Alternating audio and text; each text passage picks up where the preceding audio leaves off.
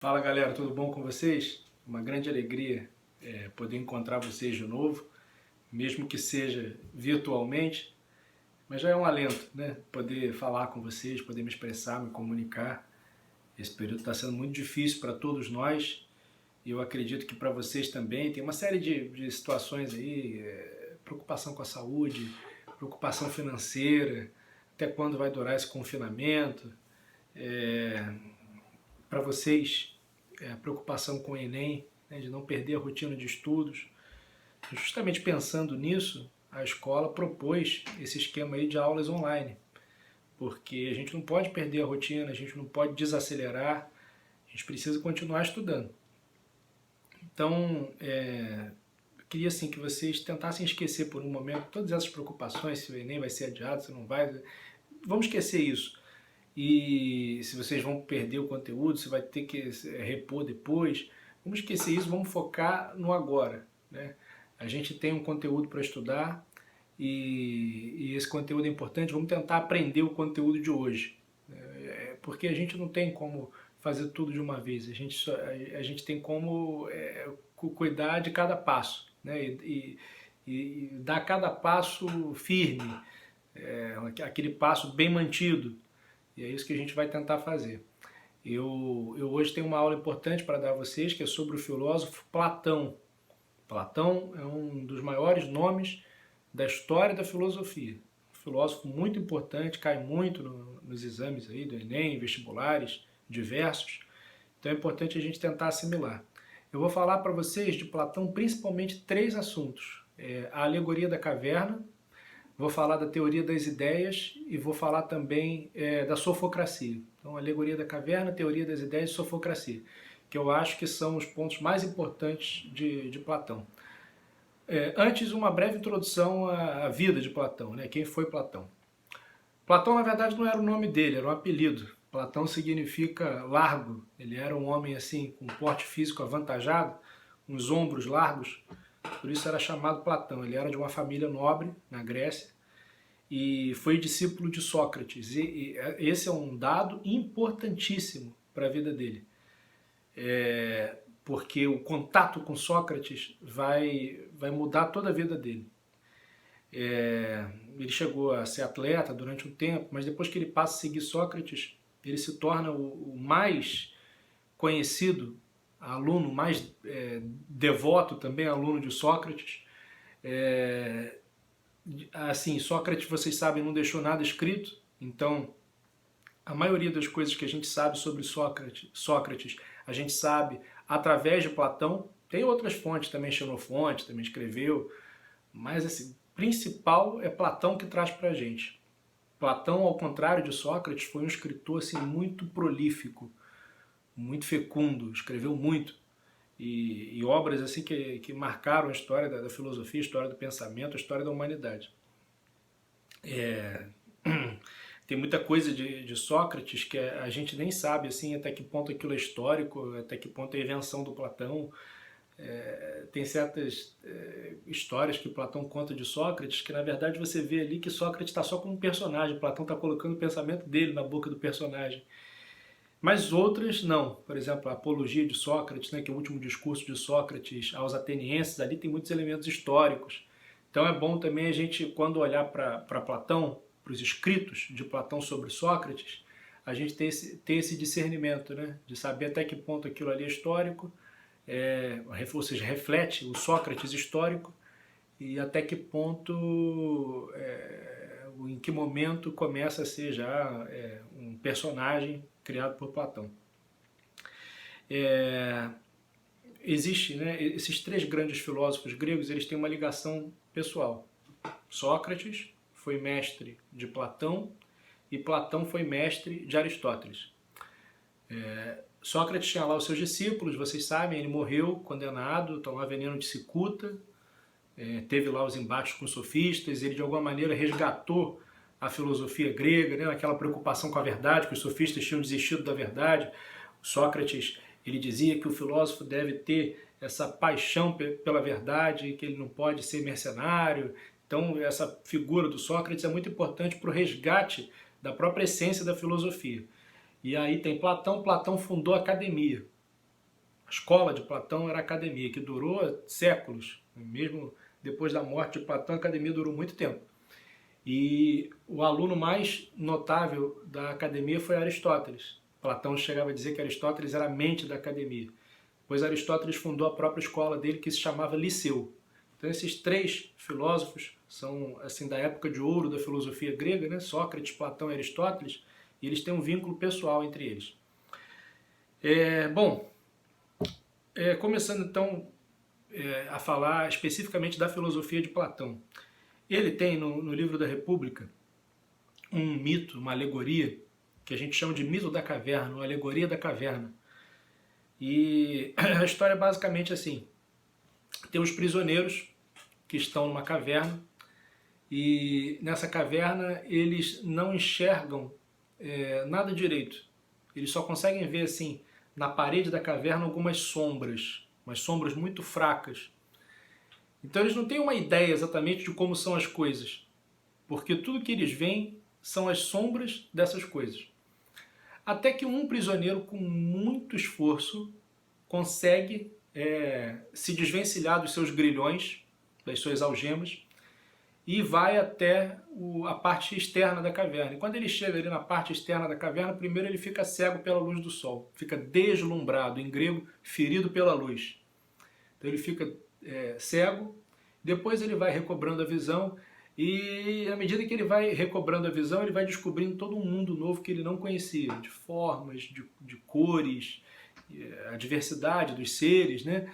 Ele vai conhecendo aquilo, e aquilo é uma coisa encantadora. Ele descobre que tudo que ele conhecia antes eram só sombras, e que agora ele está vendo a realidade como ela é. Antes ele vivia num mundo de sombras, num mundo ilusório, e agora ele está vendo como as coisas realmente são. Daí ele sofre uma inquietação, ele fica diante de um dilema: eu volto para a caverna para contar isso para os meus companheiros ou eu fico aqui? E a decisão que ele toma é a decisão de voltar para o interior da caverna. Só que quando ele volta, os companheiros acham que ele está louco, e aí começam a falar mal dele, começam a xingá-lo, e o final do mito da caverna dá a entender que ele vai ser morto pelos próprios companheiros da caverna. Então, desse mito a gente pode tirar várias coisas, né? Esse homem que consegue se libertar da escuridão da caverna e vai até a luz, ele é como que o protótipo do filósofo. Quem é o filósofo? É aquele sujeito que consegue sair da plataforma do senso comum, das opiniões, e procura investigar as coisas em profundidade, procura entender as coisas como elas são de fato, e não como as opiniões refletem, como os interesses contingentes refletem as coisas, mas vê as coisas em si mesmas. Então, em qualquer sociedade, a gente precisa dessas pessoas. E essas pessoas tendem a ser mal compreendidas. Chesterton, um grande autor inglês do século passado, ele falava assim: cada época é salva por um pequeno punhado de homens que têm a coragem de não ser atuais. Então, isso é uma verdade que é muito verificável na história, né? Quando você olha assim, tem sempre aquela opinião generalizada, aquele senso comum, e aí alguém que consegue enxergar as coisas com um pouquinho mais de profundidade vai ser massacrado por aquela sociedade, mas no final das contas o que ele está dizendo tem algum impacto, e às vezes até só depois da morte, com muito tempo depois, que a tese dele vai ser consagrada, vai ser reconhecida. Isso é comum na história da humanidade. Em vários momentos históricos a gente verifica essa questão. Então o papel do filósofo é esse. O papel do filósofo não é repetir as opiniões comuns, não é se contentar com o conhecimento parcial das coisas, o conhecimento limitado, como o conhecimento das sombras, mas tentar ver as coisas como elas realmente são. E a princípio a verdade fere. Assim como a luz do sol feriu os olhos daquele homem, a verdade fere. Mas depois ela liberta. Depois a verdade acaba nos iluminando. Então essa é a mensagem principal do mito da caverna. Uma outra interpretação que nós podemos dar para o mito da caverna tem a ver com a doutrina dos dois mundos de Platão, né? Do mundo sensível e do mundo suprassensível, do mundo inteligível, que aí a sombra da caverna seria então o mundo material, o mundo sensível, e o mundo das ideias é que seria esse mundo suprassensível, seria o mundo da luz. O que Platão quer dizer com isso? Aí a gente precisa de um pouquinho de tempo para considerar bem essa realidade, né, da teoria das ideias de Platão. Pensem comigo o seguinte: tudo que você olha no mundo, você percebe que não é absolutamente singular. Você vê, por exemplo, pessoas, mas não existe uma pessoa só, existem várias pessoas. E você só sabe que é uma pessoa porque existem outras que têm a mesma forma. Então você consegue abstrair aquela singularidade, aquilo que aquela pessoa tem de peculiar, de singular, e enxergar que ela tem uma forma comum com outros seres, e aí você diz, bom, isso é uma pessoa. Não existe só uma planta no mundo, não existe só um cachorro no mundo, não existe só um gato no mundo, ou seja, tudo que existe no mundo existe segundo um padrão. Todas as coisas que eu olho individualmente, singularmente, eu consigo enquadrar essas coisas num padrão. Existem outros exemplares desse mesmo padrão no mundo. Qual é a explicação que Platão dá para isso? Uma explicação muito louca. Ele diz que existe um mundo das ideias, e nesse mundo das ideias as coisas não estavam dispersas. Havia lá a forma perfeita de todas as coisas. Aí um demiurgo, um artífice divino, ele contemplou o mundo das ideias e aí pegou a matéria, que era só uma matéria-prima com plasticidade infinita, e foi copiando as ideias na matéria. Só que, como a matéria é imperfeita, o que você tem no mundo da matéria, no mundo sensível, são só cópias daquelas ideias, daquelas formas perfeitas, daquelas essências que estão lá no mundo das ideias. Então, por exemplo, na hora de olhar a humanidade, você olha assim para mim, olha para você, olha para o João, para o Pedro, para o Augusto, para o Mauro, para o Mateus, para o Miguel, então para o Felipe. Então você tem diversos homens, só que todos esses homens são cópias imperfeitas de um arquétipo, de uma ideia, de uma essência, que é a humanidade. Então essa essência, você não conhece essa essência em si mesma, aqui no mundo material. O que você conhece são as cópias dela. É uma ideia muito louca, mas é assim que Platão identifica o uno no múltiplo. Nós olhamos todas as coisas e nós vemos assim coisas múltiplas, só que essas coisas múltiplas guardam uma similaridade.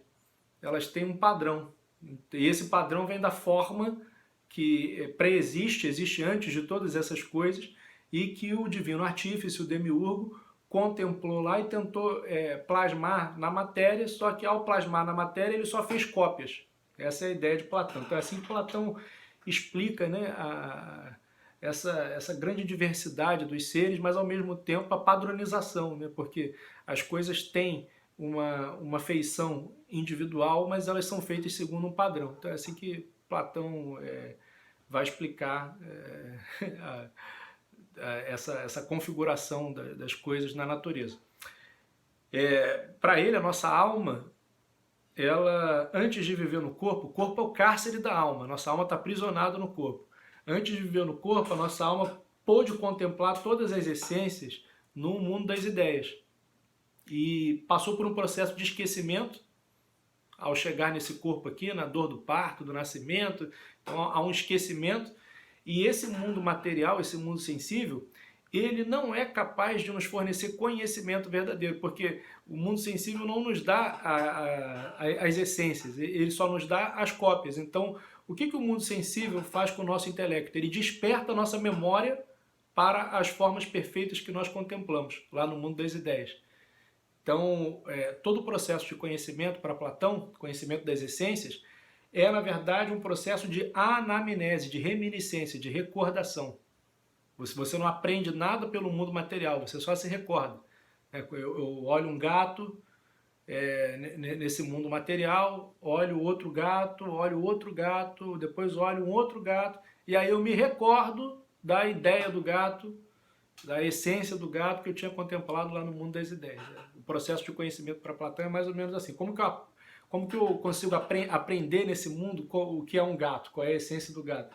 é justamente a partir da recordação. Eu vou olhando os seres múltiplos e vou lembrando daquela essência única que está por trás deles, né, que é a origem deles.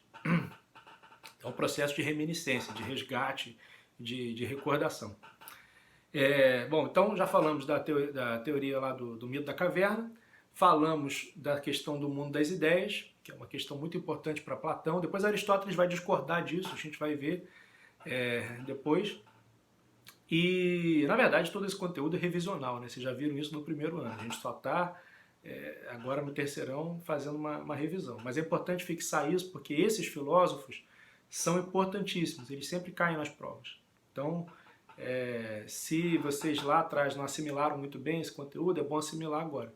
E por último, a questão da sofocracia. O que é sofocracia? Ao pé da letra, o poder do sábio, a ideia do rei filósofo.